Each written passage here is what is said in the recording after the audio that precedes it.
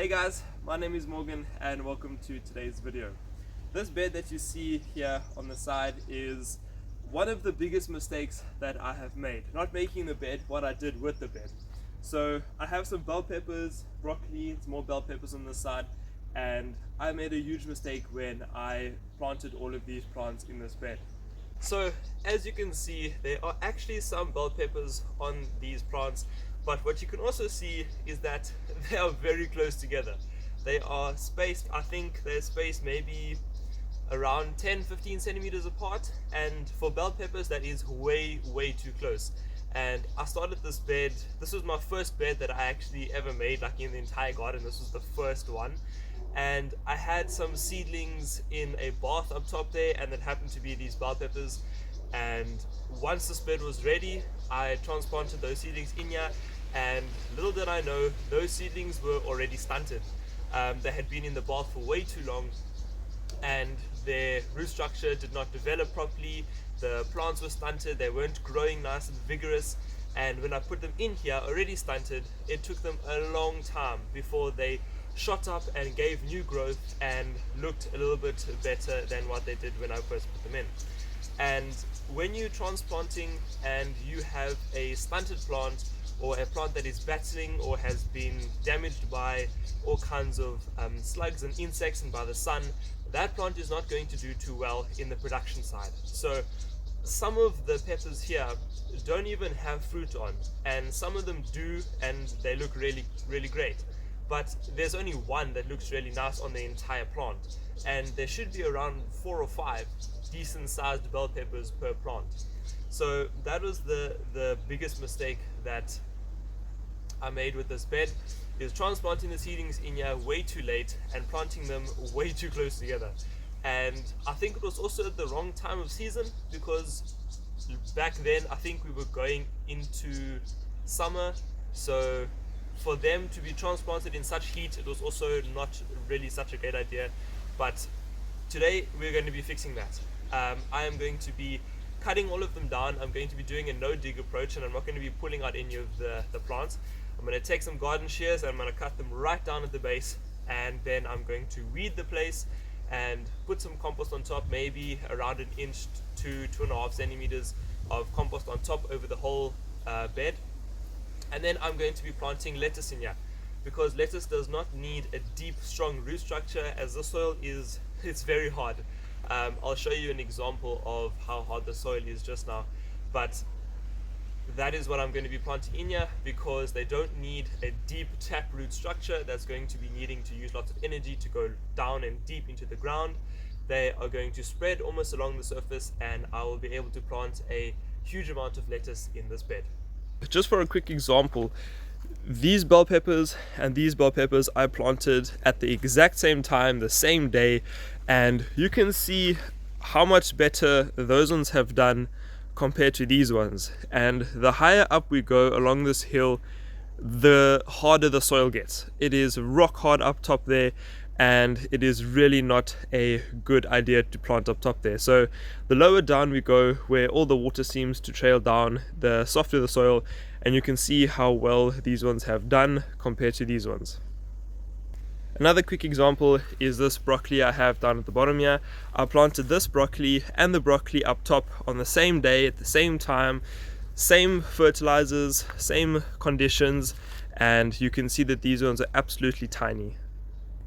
And then coming up to the top of the garden, you can see how well and how vigorous these broccoli are. They are absolutely massive, and compared to the ones at the bottom there, these ones are much better. So before I get to too much destructive work and start cutting all of these plants off, there are some bell peppers that can be salvaged. So I'm going to go around and take off all of the bell peppers. So I'm sure you can notice already there is a huge one just over here. Wow, that is very nice. So let's give it a harvest. Trying to be gentle not to damage the fruit. Check that. Now this is the only bell pepper that, like the biggest one out of all of them over here. So yeah, very pleased about this one out of the entire other bunch of plants that we have. So we'll see, most of the other ones are about this big. They're really small. So yeah, I'm gonna go around and harvest all the rest.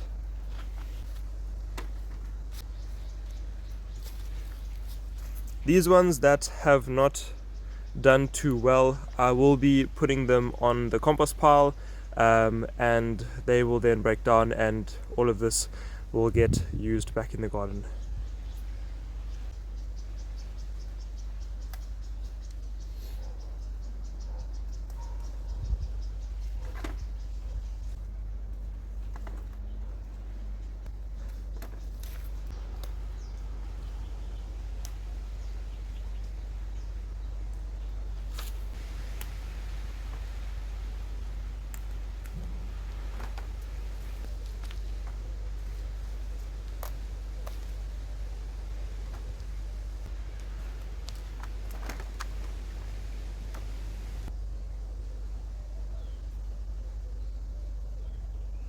So now that we have all of the bell peppers harvested, it's time to come in with our shears and go right down to the bottom as low as we can go, and then just cut the plant right out.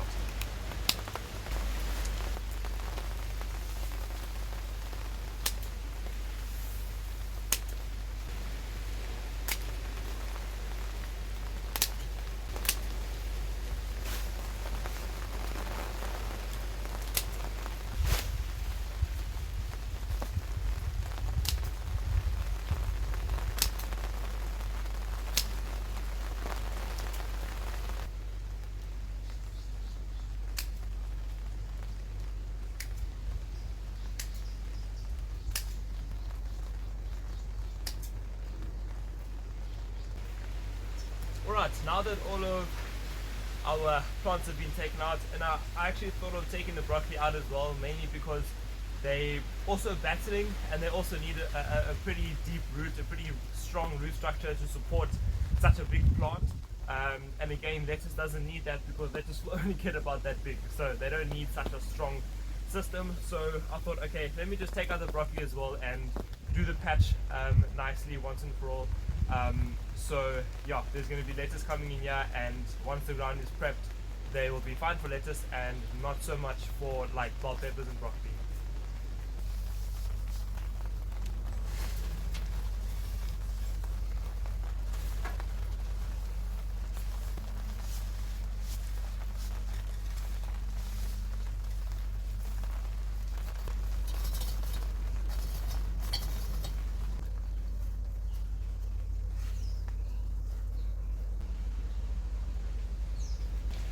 So by using a no dig method, all I'm going to do is come with a hard fork and go back and forth on the ground, basically just loosening the top little surface of the ground.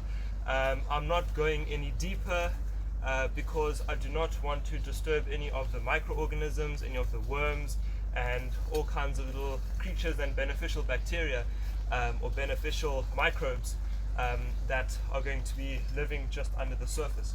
So all I'm doing is coming in, and by doing this you're also getting rid of some of the weeds. Some of the more stubborn ones you will have to pull out, but some of the ones that are just chilling on the top, when you do this you break their root structure because they're not so deep. And I am going to be adding a layer of compost over this, so that'll also smother the weeds and I won't have to do as much pulling.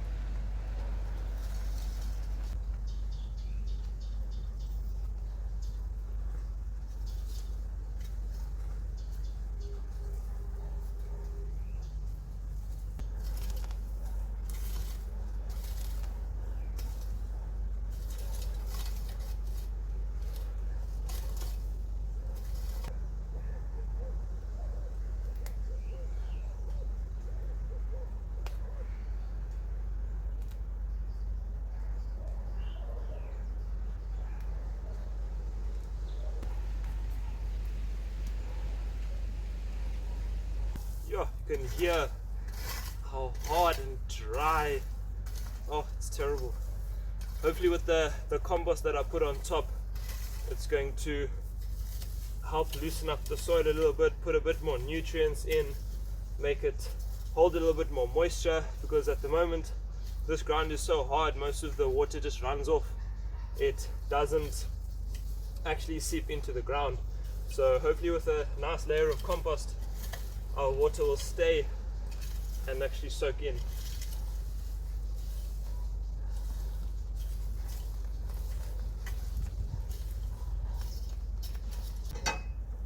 Alright, so that is the main bit of weeding that I'm going to do. All of the other weeds, they're going to be covered with compost, and they might smother, and if they do like pop up through the compost and they carry on growing, I'll just pull them out then, and then I'll know which ones I actually do need to pull out. Because I could spend hours here pulling out every single weed, and then I could have just put compost on top and it would have killed all of them, and then I don't have to waste so much time pulling out all the weeds. So all of these leaves and little pieces of wood and whatever, after I've put the compost on top, it should help it break down, and then it'll go back into the soil and I won't have to spend so much time digging around here.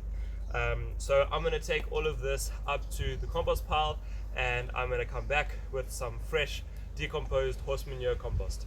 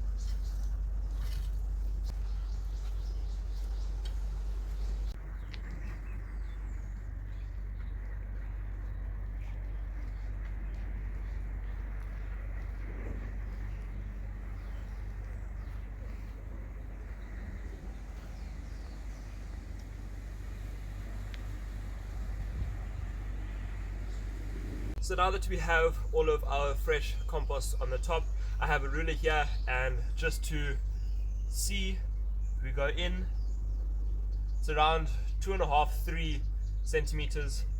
Let's come along this side. Also just over 3, so maybe a bit much. Like, they don't need that much. Like when you're doing a no dig, you don't really need a lot of compost. You just need a nice layer over the top, just to help with nutrients and to keep the ground nice and moist.